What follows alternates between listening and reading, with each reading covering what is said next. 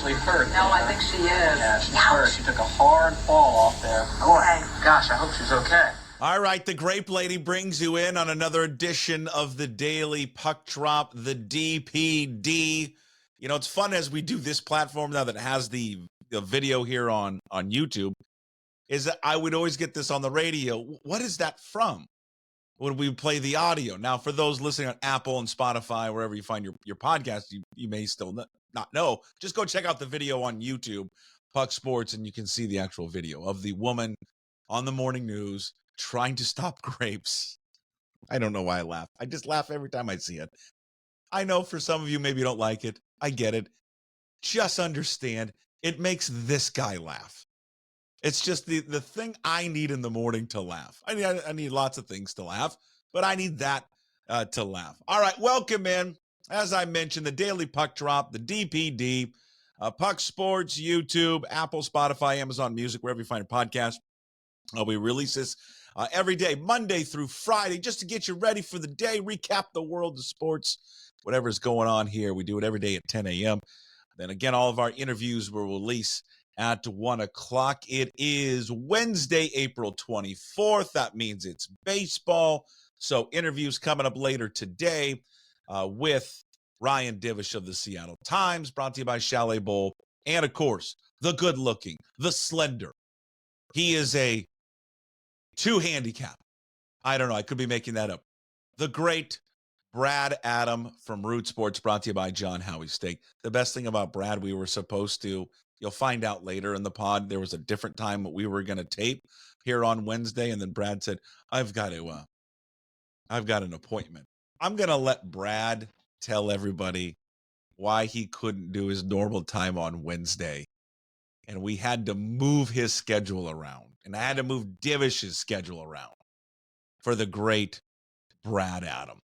Again, as always, we appreciate you. Please, on all these platforms, especially if you're listening on Apple, Spotify, wherever you get your podcast, please rate the show, subscribe to the show, send it to friends and family members. Please comment away. It just helps us kind of move up in the rankings of all the podcasts. We need the help. We need the promotion. It'd be greatly appreciated.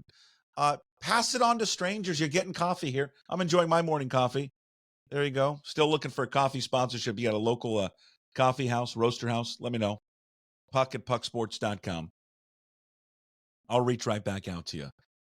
Pass it on to a stranger at the coffee shop. Hey, have you heard about this new podcast? It's catching on. All right, YouTube, of course, the comment section always open. Please leave a comment here on the Daily Puck Drop, the DPD. All right, NFL draft coming up on Thursday. We start there. We're going to talk about the Mariners, some news on the Cougs, Reggie Bush, NBA last night, and a Ballard Little League update from your favorite team that all you've been following, Fischer Plumbing. Of course, the draft gets underway on Thursday. A quick reminder, NFL Draft Show, Thursday, live on YouTube, Puck Sports, live on X at Puck 2040. If you're not following, please follow. You'll find all the news, information about just the show, what we're doing, what we're planning at Puck 2040 on Twitter, I should say X, right? What are we having on Thursday? No one, and I'm going to repeat this, I'm going to hammer this home. No one is going to have anywhere the inside access that we're going to have. Mike Garafolo of the NFL Network is going to be on the show. He is going to be live inside the War Room in Los Angeles, being able to tell us what is going on immediately. Now, there's going to be some picks that he can't tip right away, but I'll just tell you this. Mike has got access to something that, and will be able to give us some information that nobody else in this market's going to be able to get. All right? He's going to be in the War Room, NFL Network Studios. He's going to be with us on Thursday, pretty much for the entire first round. And again, for the one person that texted me on the thing that the poster that we put out, a big shout out to my buddy Chris Haynes for doing that. The poster we put out where we are promoting everyone that's coming up, and they said, well, where are you at? I'm hosting it. I think it's pretty obvious, but yes, I will be there to host Puck's Draft Watch Party coming up on Thursday, YouTube, and also on X. Just search Puck 2040 there on social media. So Garafolo is going to be inside the War Room, in Los Angeles, NFL Network Studios, giving you the very latest with the picks and the trades. Rob Staton, SeahawksDraftBlog.com. He does the very best breaking down the Seahawks. No one is better in this market than doing it. He'll join us right off the top of the show at 5 o'clock, give us his thoughts for about a half an hour before we cut him loose, and he's got his responsibilities at SeahawksDraftBlog.com. Go read it there. He's got great information. We're going to touch on it in a quick second. Then we will go live to the Virginia Mason Athletic Center. Bob Condotta, Seattle Times, Tim Booth, Associated Press, and Curtis Crabtree. The cool thing that we're going to have also on the live feed on Thursday on YouTube and again on X. I'll just keep repeating that. And I'll send a link out. You, the listener and follower, get to be a part of it. I'll send a link out, and you'll be able to join the chat. You'll be able to ask us questions. But the really, really cool thing on the platform I use to put out the video, you are going to be able to do like live call-ins, old school like radio, but in this new digital world, is where if you would like to ask a question or be involved in the show at some point, especially when you get later in the draft, maybe after the Seahawks pick, and you want to react to it, there's going to be a place in the chat room where you can just identify, I would like to ask a question. I would like a video question. It's just like phone calls. I accept you, put you up. You are your beautiful face, sitting on your couch, drinking your beer, eating your chips, going to be able to ask me or whether it's Condotta, all of our guests, a question. We'll throw you up there. Just don't swear, please. Keep it to a minimum. And here's the best part, because it's like radio. You know, when you'd call it a radio show and then there'd be the feedback and the host would say, hey, can you turn down your radio so you don't hear us? You kind of have to do the same thing with this. So I'll explain it more. We'll send out a link. But yes, and I want you guys to be interactive in this thing. Big time. And especially with this new video feature where you can actually be a part of the live broadcast. I think it'd be really cool to get your reaction. Nobody else is doing this. All right, we're going to the fans. Your reaction coming up on Thursday. We'll probably open that up after the Seahawks pick, and they pick probably, 7 o'clock? Probably the draft starts at 5, and 16th pick is usually around 7 o'clock. So we'll send that out there. All you do is you click the link. You can be in the chat. We'll invite you in, and then if you'd like to be invited to ask a question, I punch it. Boom, you pop up, and there you are on the live feed asking us a question or reacting to what the Seahawks did. All right. Well, there's a story that came out, and please go read it. Rob's piece at SeahawksDraftBlog.com. He just recently did an interview with Tony Pauling, and Tony's been covering the NFL and the NFL draft for years. And Tony brought it up to Rob about a potential issue with one of our favorite players, guy that we have been talking about forever. And that would be Troy Fautanu, the outstanding lineman for the Huskies, who is one of the best offensive linemen in the draft. Certainly, we've all watched him up close and personal, one of the best linemen. That apparently there's a knee issue with Troy. Now, I don't know if this is smokescreen. I wouldn't put it past teams to throw something out there like this to maybe get other teams scared. It's a pretty crappy thing to do to a guy, to be thrown, hey, well, he's got a knee issue, so don't draft him. But this is a crazy world, the NFL and the draft. They will say anything to get a player to drop to them. So I'm a big conspiracy theory guy. I'm kind of holding out hope that this is some issue, that this isn't really real, or they're making out his knee issue to be a bigger issue than it really is. But again, it could be something that's much bigger. Albert Breer picked it up as well and said that the knee by the doctors has been flagged. It's been described as a short-term problem, but it could impact his longevity. Take it for what it's worth. Guys lie and deceive all the time at this time of year in the draft. Again, I'm crossing my fingers that this is another scenario and case where someone's trying to deceive somebody else in the draft. Maybe this is coming from the Seahawks. Who knows? It could. And they want Troy Fautanu to drop. I still think now, if there is just more smoke coming out here before we get to Thursday, then I think they'll have to reevaluate whether they would take him. I would still take the kid at 16. I just think he's a stud. And no one's going to know him. I mean, I know the doctors know him well, but no one's going to know him better than Scott Huff, his offensive line coach with the Seahawks now, and was his offensive line coach at UW. And then Ryan Grubb, who was his coordinator. He's in their backyard. They can talk to him. But just let's hope that it's okay. Because, the part of the reason they would consider taking him, one, because they can move him inside, but also it's an insurance policy for Abe Lucas. And Abe Lucas, as we've talked about many times on this program, has been dealing with a knee injury himself that hasn't just gotten any better. So I'm just hoping that it's not that serious, that this is all BS coming from another team. And if Fautanu is still there at 16, again, said it yesterday, I'm running up to the podium. I'm grabbing him. John Schneider. Of course, this is his draft, first draft without Pete Carroll. We have long kind of debated, discussed, when it comes to the draft, who really did have the final say. Now, most everyone's going to say, and it's always kind of been at least publicly talked about, that this is John's call. I mean, John gets the draft. But Pete Carroll was the president of football operations, the title now that John Schneider has. So if he ever wanted to overrule John Schneider, he certainly could have. It was his call. He was above him and could. This is now a draft, the first one without him. How will the draft look different?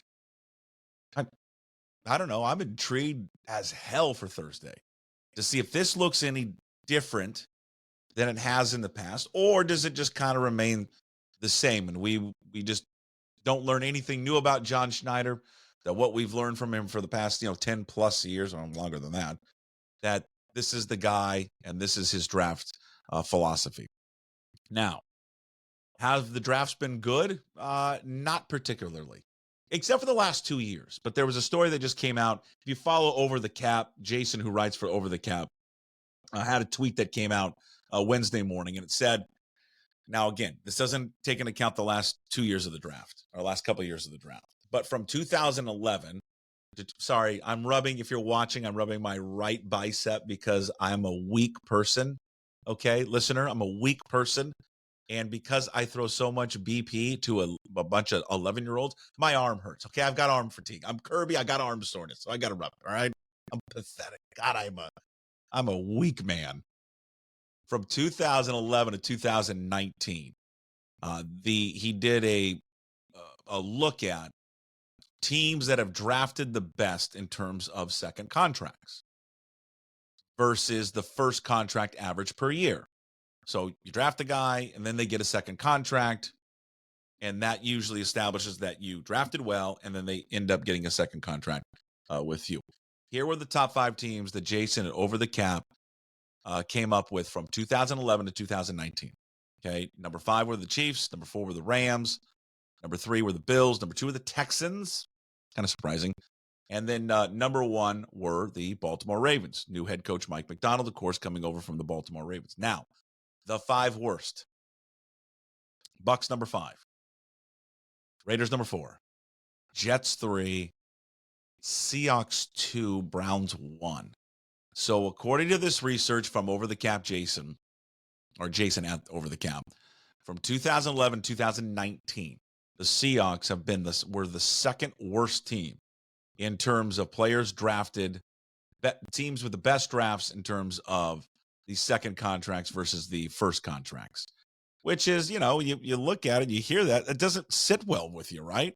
Then you go back and look at the drafts for the Seahawks the last few years. Now, I'll contend last year's class, okay, it's still up in the air, but there's nothing I think we saw from Devin Witherspoon that you don't like. I don't think there's anything from Jackson Smith and Jigba you don't like. Okay, Derek Hall hasn't proven himself yet. Certainly liked what they got out of Zach Charbonnet. Not quite sold yet on Anthony Bradford or Cam Young or Mike Morris. Those guys like the Bradford, Young, Morris, Oluwatimi, Reed McIntosh haven't made their impact yet on the football team. I'm still holding out hope for Oluwatimi that he's, can be the center for this team. eventually. So I'd look at Witherspoon, Jackson Smith, and Jigba. I throw Charbonnet in there. And I do like a little bit of what we've seen from Derek Hall. I think that last year's draft was good, especially with what you got from Witherspoon. If you look at 2022, so 2 years ago, Charles Cross has been solid. Boye Maffe's been solid. Kenneth Walker's been good. Abe Lucas, when healthy, and that's the one, bugaboo with Abe is that he just hasn't been healthy, or at least he's had an issue with the knee last year. But Abe Lucas has been solid. Kobe Bryant's been good. You got Reek Woolen in the 5th round. Now, I know it was an up-and-down season, more down last year for Reek, but you got him in the 5th round, so you're good with that one. 2021 was just a wash. I mean, that's D. Eskridge, Trey Brown, and Storm Forsythe, so that's not good. 2020, if we look at the 2020 draft, Jordan Brooks, no longer with the team. Darrell Taylor's been a disappointment. Damian Lewis is okay. Colby Parkinson, gone. DJ Dallas, Alton Robinson, Freddie Swain, and Steven Sullivan. So, I don't know. I don't think 2020 was a good draft. 19? Okay, 19 gets you Collier, no longer with the team. Blair, no longer with the team. Metcalf, okay, you nail Metcalf. So you get DK in the 2nd round. Other than that, I mean, it's Gary Jennings Jr., it's Phil Haynes, Ugo Amadi. I mean, that was the draft in which you took Cody Barton in the 3rd round. You took Ben Burke-Kirven in the 5th round. It also included Travis Homer, DeMarcus Christmas. Okay, other than DK, that's not a good draft.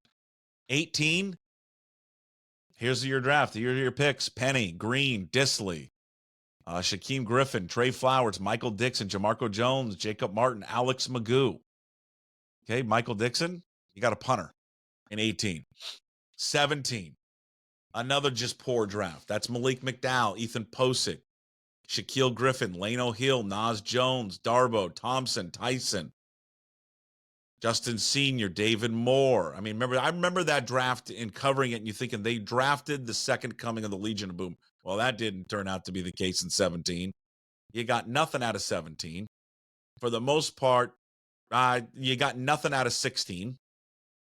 Because that's Jermaine Ifedi, Jaron Reed, CJ Prosise. God, did I love me some CJ Prosise. There was no one a bigger fan than CJ Prosise. Why did I like him so much? I don't know. It was those 2 games, wasn't it?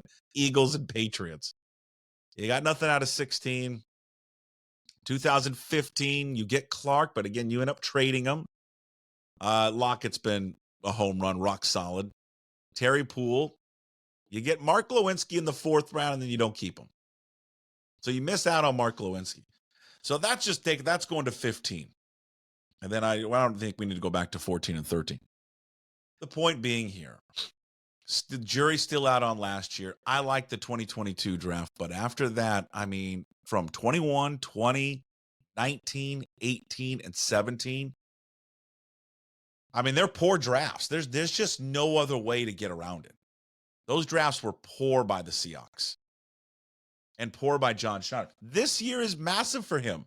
He's got to nail this draft. He's got to continue to get this team better because that's the lifeblood of any NFL team. I don't think it's so much to say his career is on the line, but he can't go too many more where they're not getting better through the draft, significantly better through the draft. What will Mike Macdonald's impact be on it? I don't know. I don't know how much impact he had when he was with the Ravens. I mean, he might take some information and guys that he likes and maybe some things that the Ravens did, but I don't think he'll have much say or much sway what's going to go on in the draft. I think this is going to be John Schneider and his crew. But it's a big next few days starting on Thursday for John Schneider, where his career, where they're going to go as an organization. But again, check it out. Live show Thursday, Puck's Draft Watch Party. Again, Mike Garafolo from the NFL Network will be on for basically the entire show inside a war room in Los Angeles where he sees all the picks and trades and everything. Rob Staton, Seahawks Draft Blog, right off the top of the show for half an hour. Then we go to the VMAC.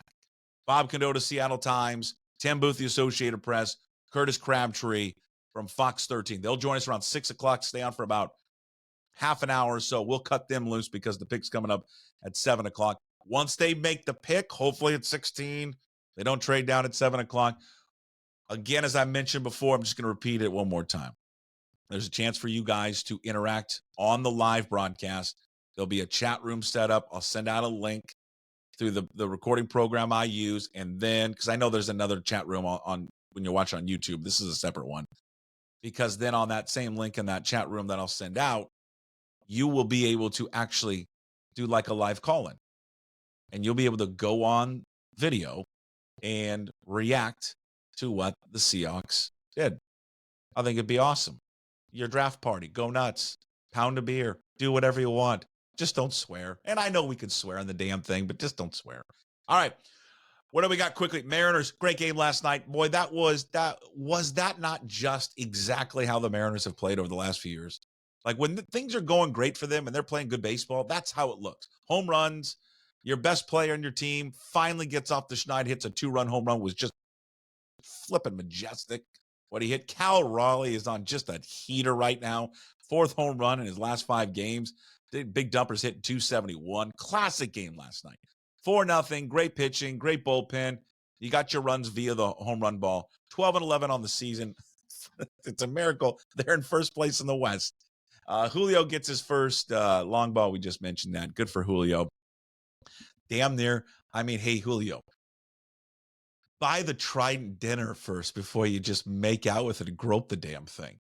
But that was a real cool scene just watching him because it's a weight lifted off his shoulders.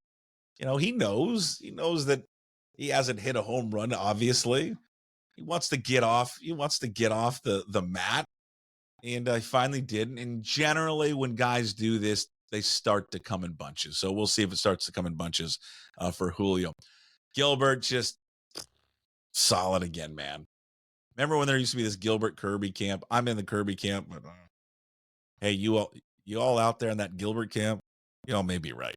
6 2/3, 6 strikeouts, couple of hits, all that we've given up. Walked a few guys, but whatever. That's uncharacteristic there of Gilbert.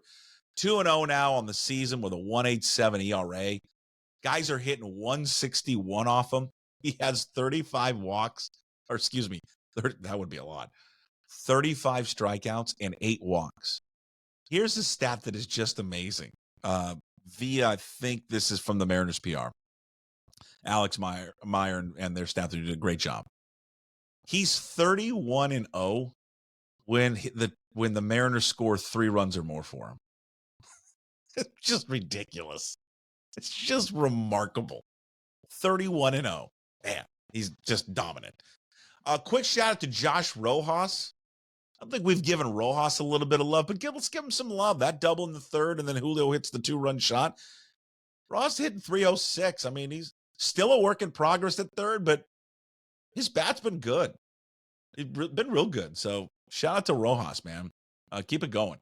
Good 8th, I thought, by Gabe Speier, kind of an under the radar moment in the game, sequence in the game. I mean, it's 4-0, so it's still with Texas's power in that ballpark, they can certainly come back in the game.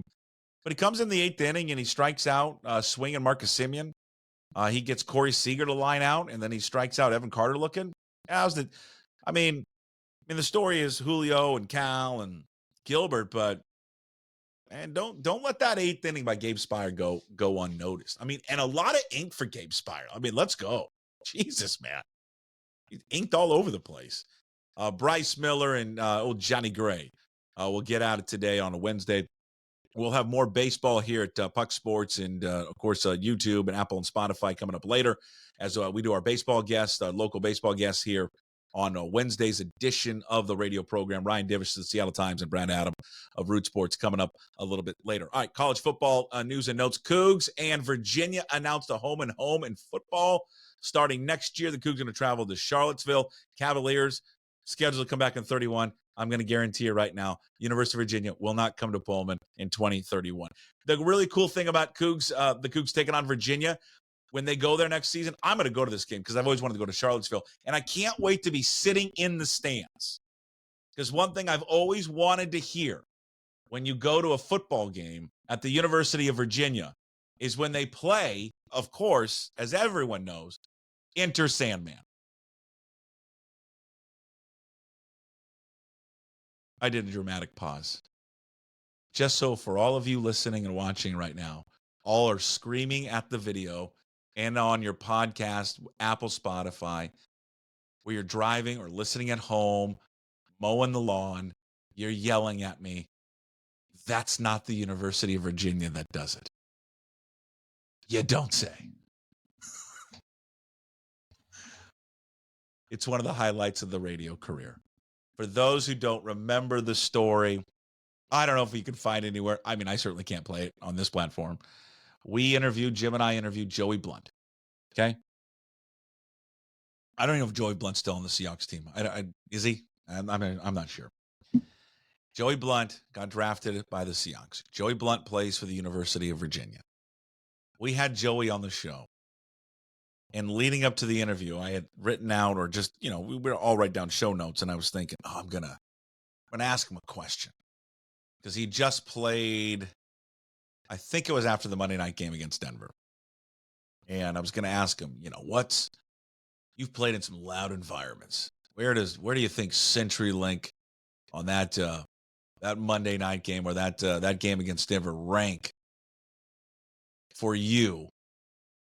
Is it higher? Was it louder than when you would come out of the tunnel to enter Sandman? And I totally forgot. And I just had Virginia in my mind. And of course, and I know it's Frank Beamer and Virginia Tech. I knew it. But for some reason, I just had Virginia, and I'm just thinking, oh, yeah, everybody does it. And God bless Joey Blunt. Because that guy, he took it in stride and just said, yeah, I mean, he kind of chuckled. Well, they're all loud, but yeah, I went to Virginia, not Virginia Tech. I don't know if there's anything in the background. I think maybe the Coug helmet over there that's red. I don't think my face has ever turned more red than that moment. And the laughter on old Jim Moore's face. Because I thought it was such a cute little line. Oh, he's going to love this question. He's going to love this little tidbit I brought up. I wanted to crawl in a freaking hole. Because I was so embarrassed and such an idiot. But that's okay. We like to make fun of ourselves. I like to make fun of myself all the time. I mentioned this on social media yesterday. Jim and I were going back and forth on it. And God bless you, all the people that said, because I made a joke, hey, the good news that we're going to go play Virginia next year is we get to hear Inner Sandman. And the hundreds of you that replied, that's Virginia Tech. Yeah, I know, but it's good. Just keep them coming. Keep them coming. I am, when I go to the game next season with my Coug gear on to watch them play in Charlottesville, because I've always wanted to go there, I am going to turn around, hopefully sitting by Virginia people, and go, hey, when is the Inner Sandman going to start? Just for my humor. I know I'm not that funny, and it just amuses me. All right? But cool. It'd be fun to go there. It'd be fun to travel. I love those. We need more of this in college football. We need way more of it. Reggie Bush got his Heisman Trophy back today on Wednesday. What took these idiots so long? That was the dumbest thing in the world. O.J. Simpson got to keep it. But yet we pulled it away from Reggie Bush. So dumb. He took it away because when he was in college, and now today, think about if we had he got it taken away because his family took $100,000. And there was a house in San Diego. Can you imagine if he played today, if we had the rules today in college football back then? He's not. Think of the course of some careers that change. If NIL was in the works or was a part of college football back then when Reggie Bush played, is there any Pete Carroll in Seattle? I don't know. I don't think so. Pete Carroll never leaves. Pete Carroll probably stays at USC for a few more years and waits to take another job. Probably wants to get back to the NFL for sure, but not then. Not at that moment. Probably wants to stay at USC for maybe a 1 or 2 more years. And then maybe another job comes up. The thing about Pete Carroll is he left USC because he knew the sanctions were coming down on Reggie Bush. But if NIL were intact then, this would have, first of all, $100,000 would have been nothing. Can you imagine what Reggie Bush would make at NIL today? When I heard that Will Rogers, the new quarterback for UW, and God bless him, is making $750,000. Will Rogers is making $750,000 to play quarterback. He might not even be the best quarterback on the team. It might be the freshman kid. What do you think? Leave a comment. What do you think Reggie Bush would be valued at NIL? I'd say at least $3 million, maybe more. At least. If Will Rogers is getting that and Michael Penix and Bo Nix were getting over $1 million, and I think Caleb Williams was, I know, over $1 million, like 2? There was rumors of 2 and 3. I don't know, $5 million for Reggie Bush. I think he was the best. He was the most exciting college football player I've ever seen. NBA last night, I won't bore you with the details. T-Wolves, they go up 2-0. I just love Anthony Edwards. He's just love everything about how he plays. Jaden McDaniels, the former Husky, he played great yesterday. He was kind of the star of the game for the T-Wolves, 25 points, 8 boards. So they got a commanding lead. They're going to probably sweep that series. Pacers have evened up their series with the Bucks. Damian Lillard couldn't carry him again. Giannis doesn't look like he's going to play in this series at all. At least there's really no indication of it that he's going to play. Mavs evened up their series with their dynamic duo, 96-93, the victory there yesterday. Therefore, the Mavs. Obviously, Luka was great. Kyrie was great. On Wednesday tonight, we got Heat and Celtics with Boston up 1-0 on that one. And then the Thunder take on the Pelicans. And the old Dust Bowlers are up 1-0. Iconic Sonics podcast is out. I had a few people ask, hey, where is it on your platform? It's not a me production, the Iconic Sonics podcast, our interview, first episode with George Karl. I'm teaming up with Iconic Sonics podcast on some projects here in the future. Our first episode dropped this week with George Karl. He talks about his visit back to Oklahoma City.